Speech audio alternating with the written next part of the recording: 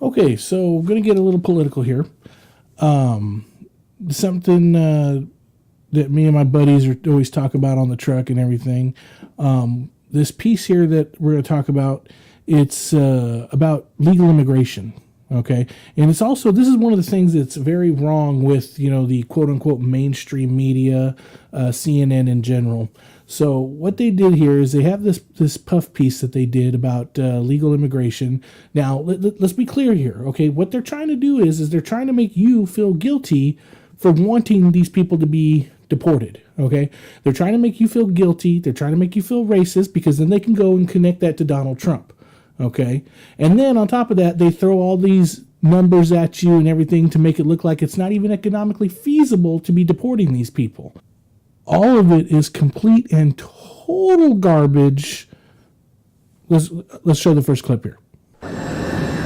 It's called ICE Air, an airline funded by the U.S. government and run by Immigration and Customs Enforcement, a fleet of commercial planes flying deported immigrants out of the United States, each passenger costing U.S. taxpayers an average of $2,000 last year. You say that like it's a bad thing. Okay, so, one-time fee of $2,000 to deport these illegal immigrants. So what I have here, according to the Heritage Foundation, the annual burden on the American taxpayer for illegal immigrants here in the United States is $54.5 billion per year. That comes down to about an average of $5,000 per immigrant per year. So let me do the math here. $5,000 a year forever versus $2,000 one-time fee. You know, I mean, that sounds like a bargain to me at this point. So the other thing too is a lot of these people who got caught, they got caught because they were committing additional felonies. You know, they've already committed a crime by coming into the country, and then on top of that, they're committing additional felonies. So to incarcerate these people, on average, is about $32,000 per year. So now we're up to $37,000 per year per illegal immigrant.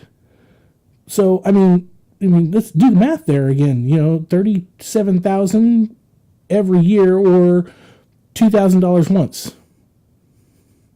So the numbers don't add up, and that's where they go, and that's where they try to reinforce their argument by making you feel guilty, making you feel racist, by turning up the tiers to 11 with their human interest story. When Trump says bad hombres. No, my DUI. That's what they got me with. I was never selling drugs. David Padilla is one of 135 Mexican nationals who arrived on this flight from El Paso to Mexico City. It's a scene repeated 3 times a week, year-round. Yes, I mean, is that not a minor? Is that not a major offense now? You know, I mean, driving under the influence, mothers against drunk driving. I mean, came here illegally, one crime, and then got a DUI while he was here. Okay, I mean, it's just, I don't understand. I mean, and then you look at a city like New York City, the mayor there, they don't even want to deport illegal immigrants that got DUIs. I mean, and this is a city that wanted to ban big gulps, for God's sakes, you know, but we can't, you know, Mr. Hernandez driving down the street, you know, on the wrong side of the road with a case of corona, we're going to let that pass because we're tolerant. And then just to give you some numbers, 28 drunk drivers per day. That's just over 10,000 in 2016. So these are the sob stories that, you know, that they roll out, hoping that you're going to feel horrible for, you know, laughing out loud and saying, good, you know, this is what should happen, you know. But, well, here, let's go ahead and keep going here. It's just so hard. They just pull you away. You can't even say bye to anybody. It's so hard.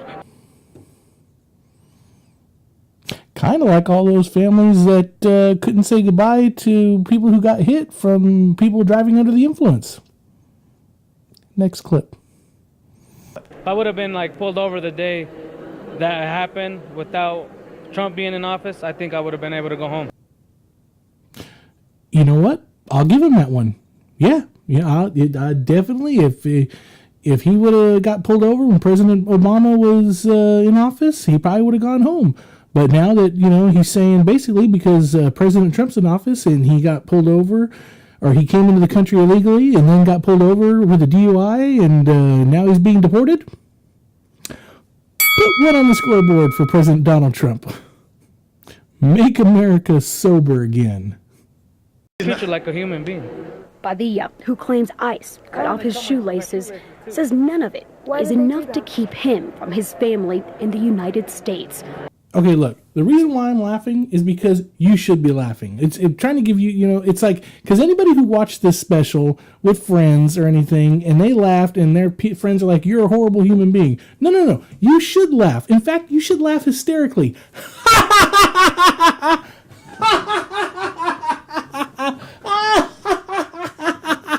You see this guy? You know why? Because look, they cut off his shoelaces. They're not treating him like a human being, Okay, so I don't know why because they don't give you belts in prison or whatever. They cut your shoelaces. They don't want you tying people up and everything.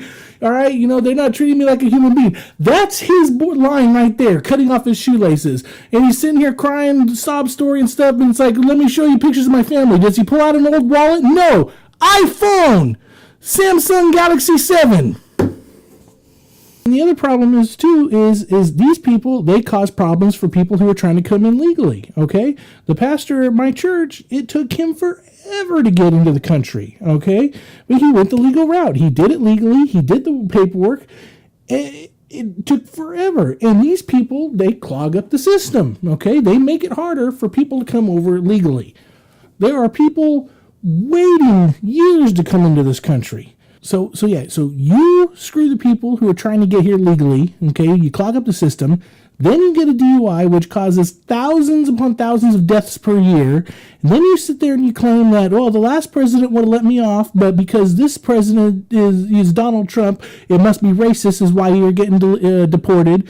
Then you claim that you're not being treated like a human being because you got your shoelaces cut off as you show pictures of your family on your iPhone. Yeah. I'm sorry. I don't have a problem laughing hysterically about that. But he's crying though. He's crying. Good. And it's only racist when America does it, okay? Because you go commit crimes in other countries, they're not super lenient, okay? I mean, here, let's just check out Mexico, for example, here. Well, first of all, illegal immigration is a felony there, punishable by 2 to 10 years, so it's pretty harsh. And so Mexican law also says that they deport foreigners who are deemed detrimental to economic and national interests, violate Mexican law, are not physically or mentally healthy, or lack the necessary funds for their sustenance and their dependents. So it kind of reads like a Margaret Sanger script. So Mexico, they'll kick you out if you're not within their economic or national interest. You see that word there, nationalism? And that's only racist when America does it, which is really ironic, being that we don't really have a nationalist or racial identity, whereas like you say that I'm nationalist, that I believe in the Constitution of the United States, and then like when liberals say that we have no culture, no, our main export is culture. That's why everyone in the world is trying to do anything they can to get here. Immigration, okay, amnesty, anchor babies, that's a term that's used a lot, and I know these are subjects that need to be talked about and stuff, but, I know Democrats are like, well, Republicans are the party of no. Okay, well, let's find some common ground. Right here, right now, we're just talking about the guy who got caught committing a crime. Can't we find common ground there? Okay, forget amnesty, forget anchor babies. Let's just deport the guy who got caught with a DUI. I can't believe you'd say that. Well, then there's no common ground to be found. If it's not obvious by now, I'm very right-leaning, okay? It's like, if we can't deport the felons, it's just like, I mean, hell, the liberals, they will not meet you in the center. They won't meet any common ground. They think you're racist because you want to deport the guy that got a DUI, okay? And you know why? You know why it is, why it's racist whenever America wants to boast and promote their national pride? It's because America is the prom queen. We're the hot chick. We're the ones that everyone wants to dance with, but not everybody can dance with us, okay? And when you got the other countries of the world, these ugly countries, the ugly girl in the room, she goes, I'm proud of my body. And everyone says that's brave. But when America does it, when the cute hot chick in the room does it, says, I'm proud of my body, and here's a bikini pic, okay? They're called an uppity bitch. And that's what happens with the United States. We're good looking, we're successful, and if we're proud of it, it's considered nationalist, it's considered racist. But if the crappy countries do it that haven't contributed nothing, it's considered brave. And I'm proud to be an American, where at least I know I'm free. And I won't forget the men who died, who gave that right to me. And I gladly stand up next to you and defend her still today. 'Cause there ain't no doubt I love this land.